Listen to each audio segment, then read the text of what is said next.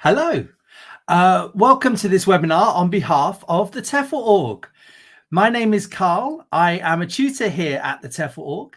I work as an online teacher. I work as an English examiner. I work as a teacher trainer as well. And I work out of my office generally here in Belfast, Northern Ireland.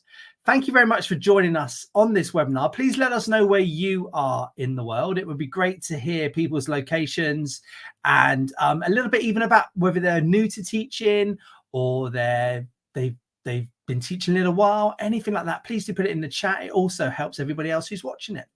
As I said, this is a live webinar. So if you've got any questions or you've got any comments, it comes up on my screen and I will get round to the questions when I get a chance. The topic of today's webinar is teaching large classes, but you don't have to necessarily ask a question about that. If you want to ask a question about anything at all about teaching English as a foreign language around the world, then I will do my best to answer it. Or if not, Alan, who is monitoring the chat, will try his best to answer it. I've been lucky enough to taught in many places around the world. I've taught in Vietnam, Sri Lanka, Japan, China, Kazakhstan, Azerbaijan. I've taught a bit in Spain and Italy as well. I've taught in Iraq. So and I've taught a lot in the UK. So if you've got any questions about anything like that, please do get them into the chat. The hellos are coming in. I can see Calvin's already saying he's got a large class in his new school. So I'm hoping that I'll be able to help you out with that then, Calvin. Give us some more information if you can. Lauren is in from Canada. Hi. Al is in. Hi, Al. Christina's here. Emmanuel's in Lesotho. You were here before, I think, Emmanuel, and I got your location wrong. Al is in Texas. Hi. David is in Portugal. There's a LinkedIn user in France. Al's in Texas. So hello, everyone. Please do let us know where you are. Right. Teaching large classes. So I'm going to talk a little bit about my thoughts about it. One thing I would say is that we do have extra courses on this on our website, tefl.org, TEFL.org. So it might be worth checking that out if you do want to know more about. Right. Okay. So first of all, what is a large class? Okay. So, right. A large class depends on an individual. So you might have come from a country where you went through primary school and high school with quite large classes anyway, maybe 40, maybe 50 students. So you then might be put in front of a group of students, 50 students, for example, and you might think, okay, this is kind of normal.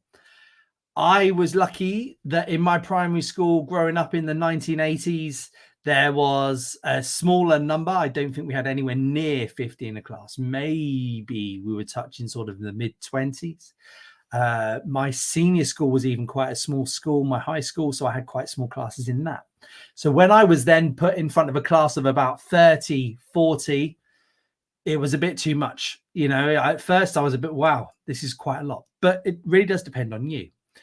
Personally, I would say 25 and over is large. You quite often see adverts from private language schools where they sort of say class sizes under 20 because they know that that appeals to parents, that appeals to students.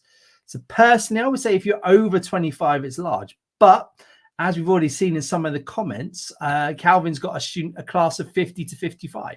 So that's quite a lot.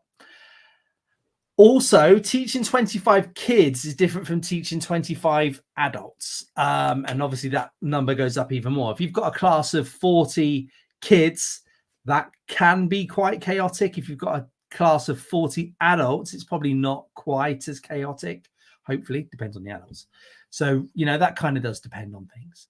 The level also makes a difference. And I'll talk a bit about levels in a minute, but obviously a higher level class, you can do a bit more with probably, and with a large class number of higher levels than compared to beginner or elementary levels. Now, I once in China had a 200 plus class. I'm not quite sure the numbers, but I think it was around about 210, 220. It did sort of depend really on the day. I was pretty bad at taking the register in that, so I never really knew. Now, this was obviously, I think this is very, very rare. I think having a class of that many is sort of unheard of. And it was more like a lecture. It was me standing in the front looking up at this big bank of students. So don't worry about that. That's not going to be common, but it might be, especially if you're going to go to somewhere like China, that you might have classes sort of like 50 odd. Right. So I think the number one question that I have been asked is how to manage it. So if you've got that many, how do you manage all of these? Now, if you've done one of our TEFL courses, you'll know that we talk about the communicative method, which basically means students talking to each other. And basically what that means is you've got to do lots of pair work and lots of group work. Now, some people might think, okay, big classes, I think some teachers sort of fall into the trap of being like a lecture style where you're standing at the front talking at them. Don't. Keep the pair work, keep the group work still important, so turn to the person next to you, find a person next to you, shake hands with that person. You are now their partner for the rest of the lesson. Get them speaking in pairs. If you've got like 40 or 50, can you move to the desk? Can you move the desks? Now, this is important. One, because you can change the interaction patterns into group work and into pair work, but it's important that you can sort of weave your way in between the classes, because you want to, at some point, get around every single student. Now, that might mean you don't necessarily speak to them. It might mean you just make eye contact with them. Depends how long the class is. A 4-hour class is different from a 1-hour class. But you have got to be able to walk all around and be able to sort of just show the students that you are aware of them. Try to change the interaction patterns if you can move the desks. So what does that mean? That means if they're working in a 3, okay, get them working in 3. That way they're talking. You're not necessarily sure what they're talking about with a large group, but the idea is that they're talking, and hopefully in English, hopefully in the lesson you're doing. But, you then might want to make a 6. You then might want to make a 2. You might then want to make a 4, something like that, to change the patterns to get them speaking to each other. That is still key, whether it's a large class or a small class. Now, if you're going to learn their names, which is difficult, and I'll talk a bit about this more in a minute, but the key things to managing sort of behavior, I've always found in the large classes, is you learn the troublemakers' names. So if you've got 50 odd students, maybe worst case scenario, 10 are absolute nightmares. Okay, they're on their phones when they shouldn't be. They're chatting away when they shouldn't be. They're a little bit late. They're being lazy, whatever it might be. If you can learn their names, that makes it a bit easier. If you can get the troublemakers to know that you think that they're a person, and to get them to know that you are seeing what they're doing, that helps. And then on the flip side of that, try and learn the best students' names, because they can then help you out a bit. And I'll talk a little bit more about that. But like basically, they can help the weaker students and that kind of thing. Unfortunately, that does mean that, especially at the start of a class or start of a course, the middle groups, the middle students, the not too brilliant ones, the not too bad ones, do get a bit lost. But at the start, if you can learn those, the best ones and the troublemakers, that will help you to tell off the troublemakers if they're causing trouble, which will hopefully bring everyone on board. And it will help you to have almost like a teaching assistant in the class. Use teams for rewards and punishments, especially with kids classes of any age. 3-year-olds, although you probably won't have a 3-year-old class of 50, but like if you've got a group of 8-year-olds or a group of 10-year-olds or a group of 15-year-olds, using teams. So, right, okay, you guys are a team. Good behavior, right on the board. Look at that team. They did really well. Give them a point. Oh, that team didn't do the activity. Let's punish them. Take away a point. That kind of thing. Right. So if you've got a 50-seater student class, you are going to have mixed abilities in it. It's kind of unfortunate, but you are going to have them. Now, the school you go work for will say, no, there will be no mixed abilities. We've level tested them. They are all intermediate level. They are all beginner level. It's not true. You are going to have mixed abilities in it. I promise you, no matter how good the school is, you are going to have mixed levels. Now, there are different ways to deal with it. Personally, I like to pair strong with weak. So if you're putting them into groups of 4, try and get a couple of strong ones, or at least one strong one with 3 weak ones. Get the strong one teaching. Now, kids on the whole like teaching, they like to show off. So like a strong one would like to help the weaker ones. With adults, this is a little bit more tricky. Adults don't tend to like being paired with people that are below the level. But personally, I like that. I think that if you can somehow get them on board, the stronger ones, to help you out with the weaker ones, that is good. But I can see the argument for groups of the same level. So you have sort of like the low levels all together in one group, the high levels all together in one group. The problem with that is the high level will finish more quickly than the low level ones. The other problem with that is you might have to give slightly different activities. You might end up giving higher ones better or more difficult activities. So there's more planning for you. So, that really does sort of depend on you and how you want it. There's nothing to say that you have to stick to this. So if you're going to go with strong and weak in the first class or the second class, don't then think you have to stay like that. Mix it up a bit. Okay. Now, ages are slightly different. So this is really with kids. So sometimes you might have like a 4-year range in a kids class. Now, hopefully that wouldn't happen. Generally, kids classes are split into sort of within 3 years. So you'd have one class from 10 to 13, then you'd have another class from maybe 14 to 16 or 14 to 17, wherever it might be. But there's quite a big difference between a 10-year-old and a 13-year-old. Same with a 14-year-old and maybe an 18-year-old. So I would tend to try and keep the ages together. It covers your back as well in case, there's some complaints or anything like that.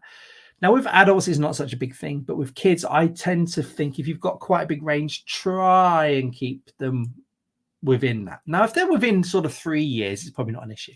But if you've got a class within like sort of a 5-year range, I really think that's an issue. Try and keep the ages together. In the first class, that's very difficult to do. But hopefully, as the classes go on, you'll get to know that. So another punishment, and I should just say, sorry, thank you for those comments. These are really, really good. Keep them coming in, and I will get to them after I've done this little PowerPoint. So another problem with large classes is limited materials. And what do I mean by materials? I'm sort of thinking about textbooks, even stuff for games. I think with even sort of handouts. If I had that class of 250, if I wanted to do 5 handouts, that's 1,000 pieces of paper I've got to photocopy. So what you have available will depend on your school. And I've seen in Africa where teachers have like 50 students with hardly any materials. They don't have a photocopier, or they don't have a projector, obviously, and that kind of thing. Amazing what they can do with just the students' notebooks. But I've also seen classes where there's everything is available. Everything is available, even for large classes. So it really does depend on what the school you have. Now, if you have limited numbers of photocopies, if you have limited number of textbooks, firstly, hopefully you'll have a projector. If you haven't got a projector, sometimes schools have a TV which you can connect a laptop to. But can the students copy from the board? So it might be that you have a reading text on one side and you have the questions on the other side, or you have a reading text up there and you have the questions written on a sideboard. The students then copy them into their notebook, that kind of thing. If you can get them doing that, that does mean you have sort of do less photocopying and that kind of thing to do. If you have to use handouts, then can you do one handout between 2, one handout between 3? Maybe if you're going to teach that class a few times, laminate 10, 20, whatever it might be of the handouts so they can't write on them so much and you can wipe them off and then you can reuse them. Also, then they can copy them into their textbook, that kind of thing. Can you send the material to their phones? And obviously, some schools will be like, no, you can't have mobile phones in them. You can't have mobile phones in them. But, if you've got a big old class, could you put a shared document up there with some sort of QR code or some sort of link? They go in on their phone. The text comes up on their phone. Fantastic. Woohoo. That kind of thing. They will all have phones. I mean, maybe not the youngest, but teenagers and up they will have. Right, so some problems and some possible solutions. So latecomers and bad behavior. So within a group of 50 adults or kids, you're going to have some that come late. You're going to have some bad behavior. Hopefully not so much of adults, but, you know, remember 19-year-olds can be in an adult class. They can sometimes be known to be a bit badly behaved. So what to do if you have this sort of thing? I do a participation grade. So yes, you might give them at the end of the class, an end of the course, a grade, maybe separate, one for reading, one for listening, one for speaking, one for writing, sometimes an overall grade, but also try and, if you can, do a participation grade.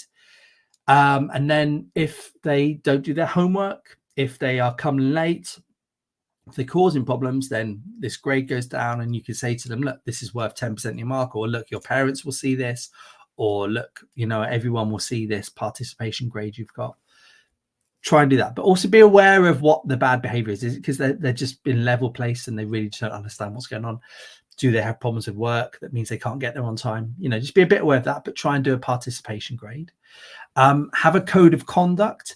Now, usually I would get the students to write the code of conduct. I think with big classes, that's a bit more difficult. So I would either put it up at the start of class on a PowerPoint. I would maybe write it on a big piece of paper and have that pinned up on the wall. You know, I would even maybe send it to them in an email, something like that. Have some sort of code of conduct to know what is expected of them. And then if they do make a mistake, you can get that up on your screen and say, look, this is the code of conduct. You have number 3 you're not doing. Look at this on the board. You've not done this, that kind of thing. Having it written up there really does make a difference. Now, with big classes, think about using hand signals. So if you don't have a big voice, or you don't want to raise your voice a lot in the class, you know, and you want them all to be quiet, you know, see if you can sort of get keep your hand up like that. You'll be so surprised when they see teacher going, what's the teacher doing? Oh, they want us to be quiet. Get that kind of thing going. Yeah, you could even with kids, you could put your hand up and then you say, right, as soon as you see that, you've got to put your hand up and keep quiet. Or you could do that. And then you see the whole class go like that. Shh, shh, shh, shh. That kind of thing does work. Right, if you've got a lack of space, loads of students in a small classroom, right? So this is quite difficult. If you're doing some sort of project work, and project work works well with these groups, you know, you give them like design something or build something or write something or prepare some sort of speech or something like that in a group. Can you use other rooms? Can you divide your room up almost to make other rooms? So like, right, you guys go right to that corner. You guys go right to that corner, that kind of thing. Can you get them sitting on the floor? Would that help? That kind of thing. Do project work in them. Can you stack the tables up to give them room? Or can you use the corridors? Can you use another classroom? Yes, that does mean you might be skitting between classes, but if it's the opposite one, it's not such an issue. You can stay in the middle, that kind of thing. Can you use the corridor? I've used the corridors as well. So getting them sitting out in the corridor, that, you know, as long as they're well behaved, that kind of works all right. Does depend on the school whether they'll allow that. Shy students. So obviously if you're in a big group, getting them to shout out answers, you will find that the same ones shout out all the time. You will find that the stronger ones shout out, and you don't know the level of the quiet ones. So if you've got shy students, group work is definitely the way forward. So that way you can get around and you can hear them all. You can give them different jobs within the group. Give the shy one the job where they have to take notes or ask the questions or present what they found, group work. Use technology to hear from them. So if you've got a group of 50, get them, let's say every 2 or 3 lessons, to record a 1-minute video or 30-second video about what they're thinking in English or whatever it might be. Can you somehow get that up on a YouTube channel? Can you get that up? Can they do it in a WhatsApp channel, Telegram, Discord, whatever it is you might be? That way you're actually hearing from them and you're actually seeing that individually. They're not talking in front of everyone else, so they're not so shy about that. You can get them, you can hear them. Right. Another problem is excess marking. If you've got a group of 50 students, you know, marking 50 essays is difficult. I've had this problem before in Iraq. I had classes of like 30 odd, and they had, I was marking IELTS essays, 300 words times 30. Every week they were at least doing one, lots of marking there. So if you've got excess marking, if you've got a load of marking, see if you could do it in quiz form. This works pretty well with kids. So if, could you do some sort of grammar quiz? Could you do a read-in text and then they have to do the answers? If you type into Google or other search engines online quizzes, there's loads of stuff on there. I use something called Canva, but there's loads of different ones on there. So do online quizzes where that marks it for you, basically. So the work isn't in marking, the work is in the preparing of it, basically. Make easy to mark exams. So if you are doing a write-in, if you are marking lots of essays, don't necessarily give them just a grade for grammar, a grade for vocabulary, a grade for paragraphing, a grade for handwriting, whatever it is might be. Just give it an overall grade with one positive comment, one negative comment. If it's exams, reading can be done multiple choice. Again, that can be marked pretty easily, that kind of thing. Make it easy to mark exams. Right, learning the names. If you've got to learn their names, find a system that works for you. Now, the system that works for me, and I always do this, but I have to do it a little bit on the shy side of, not shy is the wrong word, hidden.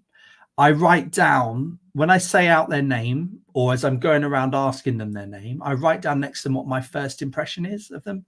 And it could be something like crazy hair, wonky nose, mad shoes, something like that. Something that makes you aware. Or you can just sort of ask them a little question. What are you into? And they go, oh, I'm into football. And you're okay, football. Something to sort of remember. That's what I do. Okay. But that might not work for you. And find a system that works for you. There's lots of stuff online. Don't try and learn everybody's name. I think in the first lesson, if you've got 50 odd students, try and learn a few, especially the troublemakers and the best ones. Just try and nail down 5 or 6. Yeah.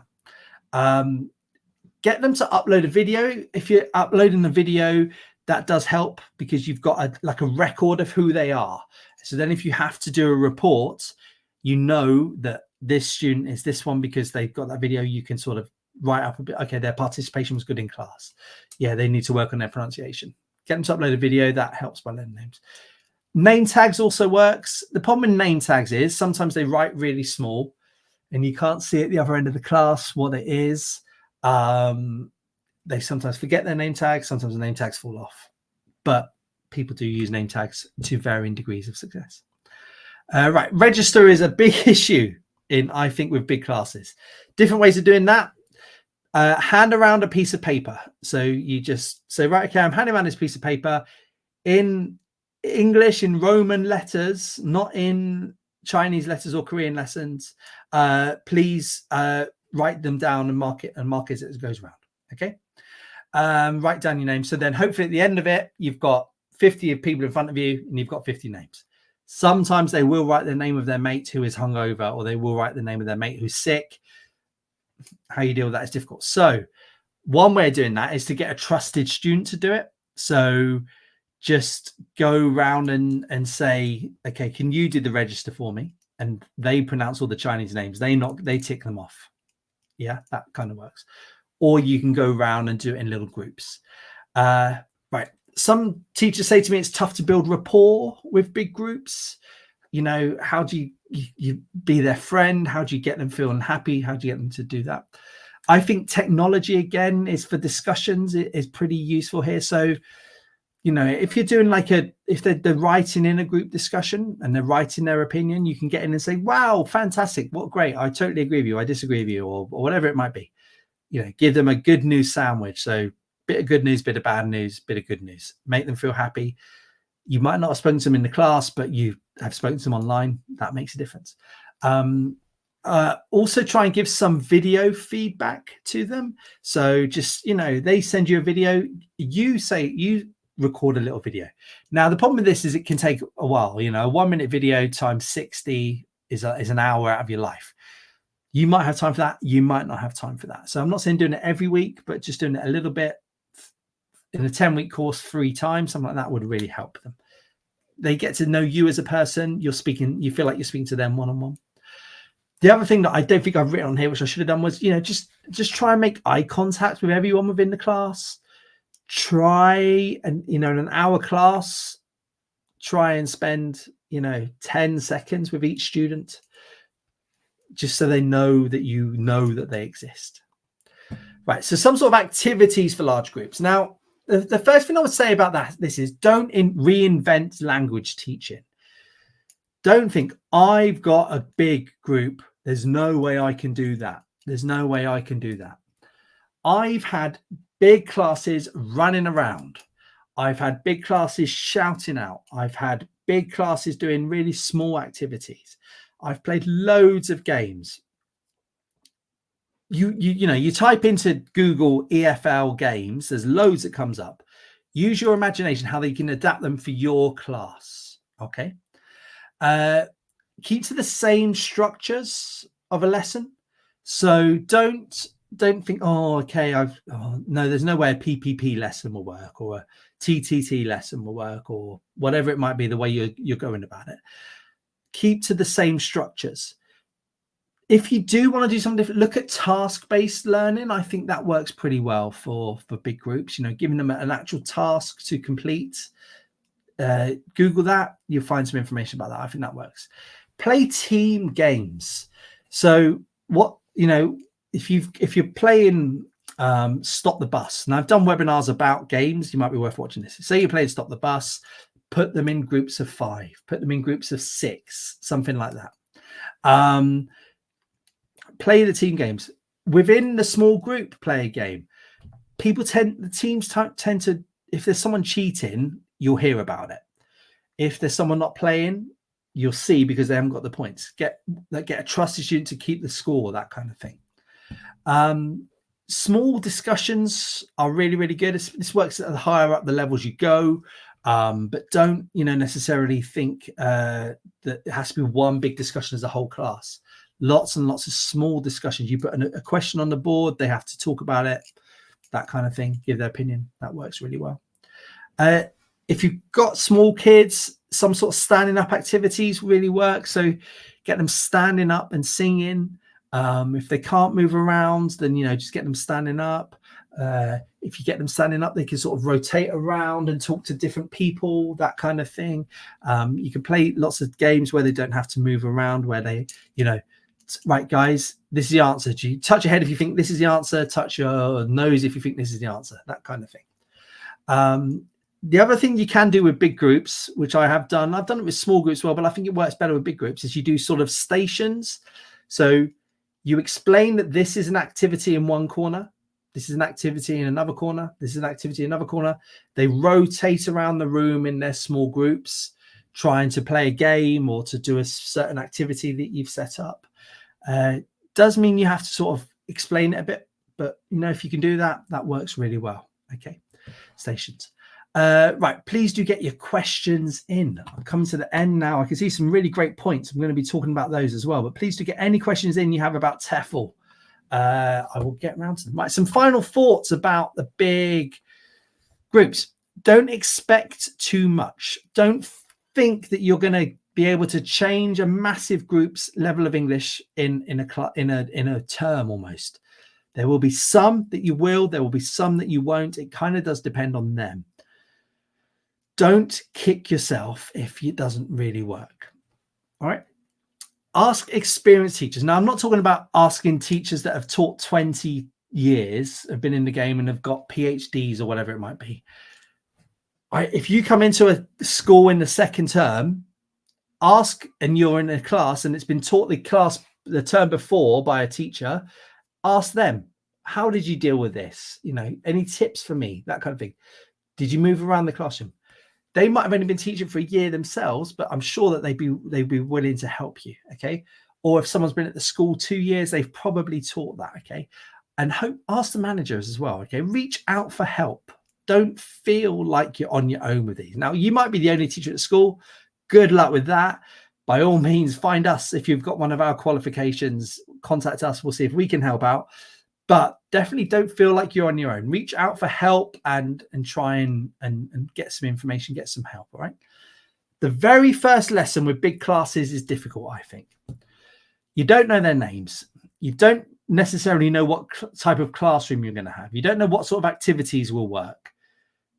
Just get through it as best you can. The first lesson may be difficult. Don't come out of the first thing thinking, oh no, that went terribly, because it probably didn't go as bad as you thought, and you've got through it, and you've got all that knowledge of what went wrong for the second lesson. Okay. Persevere with group lessons, and setting up routines, especially with kids, helps with these classes. You know, hand gestures so they know it. Even like the structures of the lessons, right? Okay, they sort of know. Oh, we did a song after we did some coloring in, or we did a word search after. Getting them going like this, knowing exactly what they're going to do, really does help you in setting up routines. Thank you very much. I hope that has helped. Please do get in touch with any questions you might have. Calvin, glad you've got your 50 to 55 students. Look, I hope this works out for you. I don't know if you're new to teaching. I don't know anything at all about you, Calvin. But if you are, good luck with it. Don't worry. Just stick to the basics. Get through it, the first few classes, and it's great. There are good sides to teaching 50 to 55 students. You're always going to get someone not speak generally. You can get around and chat to a few. If you've got a group of 6 students and they're all annoying, that's tougher, I think, than a group of 50 to 55 students where they're all okay. Show a bit of energy, Calvin. They will come with you, I promise. Al, you're interested in teaching in Kazakhstan. Okay, so Kazakhstan's an interesting one to get teaching in. So you do see jobs advertised in Kazakhstan. It's sort of one of the places recently where I've seen quite a few more and more. There's a couple of big universities that advertise in Kazakhstan. That might be something you want to think about. Language schools don't necessarily advertise so much, but you do see some every now and again. If you wanted to go teach in Kazakhstan, first of all, look for the university jobs, because there's a few out there. But I would be contacting language schools as well to see if they're open and they're willing to sponsor your visa, that kind of thing. Kazakh students are fantastic. They're really, really good fun, Kazakh students. And I hope you like eating horse. Calvin, you did give me a bit of information. That's great. You'll be in Thailand. You'll be working with year 4. So I'm guessing that's around about 6 or 7 years old. Okay, don't have a lot of room. So I think, don't try and do anything sort of so crazy, like give them word search games, give them grammar games, give them vocabulary games where they have to write them down and then put the hand up when they finished, that kind of thing, get them into little groups, that kind of thing. Getting them standing up and just sort of moving around the table, even just sort of changing partners, that kind of thing does sort of lift the energy level with it. Okay. There's loads of websites for activities. So it does sort of depend on what you can do. But the other thing I would say about large classes, not every activity and game has to sort of be led into the goals of the lesson. Shh, don't pretend I didn't say that, but I did. Sometimes with large classes, you might have an activity or a game that works really well that you sort of just dish out because you want to lift the level. I think that's okay with big groups. But there will be people out there go, no, every single activity you do must be linked to the goals of your lesson and must be pedagogically sound. Let's see how well they do with a group of 55 kids. Good luck, Calvin. Thomas. If you split into teams for rewards, punishments, make sure that the students see that you're giving them points. Yes. So different ways of doing that. I like to, if I can, have a big piece of paper that's separate from my board. So I've got my grammar work on one board, a different board, or I've put a piece of paper up with some blue tack. Be careful it doesn't take off the paint. I've been told off for that kind of thing before. And I have marked the team names and I give them a point. Make sure that they can see. Yeah, definitely. That is I think that's the only way to do it, because can you keep in your head all the kids running totals? I don't think so. So well done, Thomas. Good point. Calvin, there you go, everybody. Quizzes and booklet. I don't know, Blookit. There we go. Perfect idea. Thank you, Calvin. Mark, you find these webinars excellent? Good. I'm glad you do. Thank you very much. Right. Do we have a question? Yes, Jonva, you've done it over 2 things. How do you distinguish the good students? Good flip in there. Alan, between the comments. I don't do that. I don't know how to do this. Alan does it. Right. How do you distinguish between the good students and the bad students? So first of all, behavior-wise, you can tend to see who's better behaved, who's worse behaved. Right? But for ability, you'll know pretty quickly because they like to the good ones tend to like to show off. So they like to shout out the answers. You can generally understand them. You know, their grammar's right, that kind of thing. But really with kids, it's ones about that can follow the instructions. You know, if you can do now, sometimes when you do concept check for instructions, there's different ways of doing it. You can, if you've say you've got an activity, you're explaining the activity, then you want to know that they understand the activity. You would ask sometimes the weakest student if they know how to do this, or ask them some yes/no questions about it. If you've got big classes, if you can concept check with the higher level ones, the ones that you think have followed your instructions, then they can explain them to the lower levels in a second language. Shh, how dare you use a second language in the class? You should only use English. There we go. But I think within the first class, you would know 1 or 2 or 3 good ones. Yeah, you will know that. And you walk around and you can hear them speaking if you're setting little group discussions and that. You're not going to know in the first 10 minutes. But by the end of the class, you should hopefully know 2 or 3 good quality, higher levels within the level students. Yeah, I think you can. All right.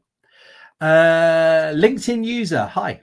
The most difficult thing for me is to manage the differences in level in large groups. Sometimes I'm asked to divide myself into groups of different levels. Yeah, so that's tricky. So in the first couple of lessons, that is tricky for sure. Couple of ways of doing that. You know, if you do an online quiz, you'll be able to know who's the stronger ones. If you do if you get them to do an introduction video in the first lesson or for homework, you'll know by the second lesson, because you've watched the videos, you'll know who's better, who's worse. The other thing, I don't know if I've forgot my numbers. Another thing I want to say about this is don't be afraid to change them in group 3. You know, you're making a split decision on, you've seen them for 30 seconds. In group 3, if you need to move someone to a higher level, move someone else down, go for it. Yeah, you know, just don't do it. The other thing as well is just to keep changing the whole way around, the whole term, moving them all around. As I said, sometimes you might want to put stronger with weaker. Sometimes you might want to put stronger together. You might put weaker together. What you don't want to do, although I have been expected to do it, and I told the manager of the school where to politely go, what you don't really want to be doing is teaching the present perfect to this group whilst you're teaching the past simple to this group. That's you know, a nightmare. So don't go down that route. Have extra activities you could do, like a spare activities. Plan for too much, and then the stronger levels have got through 5 questions where the lower levels have just got through 2 questions, you know, and you can then set the rest for homework or something like that. It's difficult, especially early on in your teaching career, to know all that kind of thing. But, you know, good luck with that, basically, is what I would say to you. Okay. Yes, Joan, I can know all that in the first class or the first week. I tend to think so. Teacher Sandor, hi. Do I need to speak louder? Right. So my wife is a teacher, and my wife has the quietest voice I've ever heard. And I have seen her control groups of 40 Iraqi men without raising her voice. And she loves a gesture. She loves putting a hand up. She likes putting a pen up. I've seen her do that. I've even seen her tap on a desk to get attention. Do what works best for you. Okay. Now, if you're nice and you're friendly with it, you don't necessarily need to shout. I've hardly ever shouted. There's been a couple of times when I've seen something crazy going on where I've had to shout, but generally, I think, my voice tends to be loud enough. Use a bit of gestures if you can. Secondly, don't be afraid to write if you've got a specific command or you've got a specific instruction that you're going to say in the lesson, Sandor, put it up on the screen. Just say, okay, guys, this is the activity we're going to do. You push a button, it comes up there. You read it in your voice, but they're also reading it on the screen. That tends to work okay. So it really does. You've got to find a way that suits you. Don't be someone you're not, Sandor. That's what I would say. Stick to what you know and stick to how you feel comfortable. Okay. I think that's all the questions. Some amazing questions in that one. I really did. Sorry, Al, I should say the presentation will be available on YouTube, Facebook. I think it's available on LinkedIn, wherever you watch this video. Yes, you can watch it again if you really feel the need. We've done loads of these videos on a big variety of topics. Yes, what this says. Thank you, everybody. I think that's all the questions.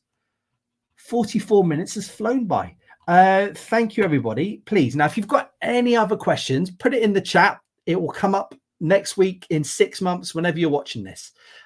Please also get in touch with us if you have any questions. We love hearing from teachers. You can send us a message on our website, tefl.org. You can send us a message through Facebook. Can you send a message through LinkedIn? I don't know. Yes, you can. I'm sure you can.